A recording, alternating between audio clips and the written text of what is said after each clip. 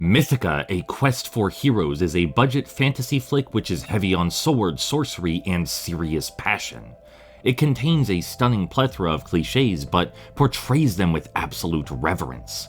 The tale begins with an aged priest passing on a mystical stone, stowing it away from a great necromantic evil. This stone and its bearer are kidnapped, leaving the fate of the world in the hands of unlikely heroes.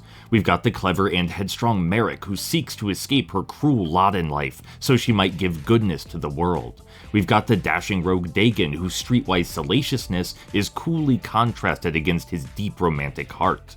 We've got the former guardsman and present drunkard Thane, who despite his violent nature, harbors a heart of gold. And last but not least, there's the feminist and fearless priestess Tila. Together, this crew of miscreants, optimists, and pious warriors must travel through familiar fantasy set pieces, overcoming the harsh arrows of love, prejudice, and the occasional ogre. The cast is genuinely charismatic, harboring great chemistry with one another through believable banter, tests of faith, and surprisingly smart romance. Naturally, it's Merrick who acts as the team's glue, wielding her aggressive optimism and ceaseless courage. She's easy to root for, and while the company she keeps likewise universally adores her, their friendship feels fairly natural and earned rather than forced. You'll likely predict this party's every interaction well in advance, but the script sells these otherwise tired tropes with tenacity. The world the characters inhabit is just as traditional and just as terrifically vibrant. The set dressing, Foley work, and practical effects, while visibly low budget, are remarkably effective.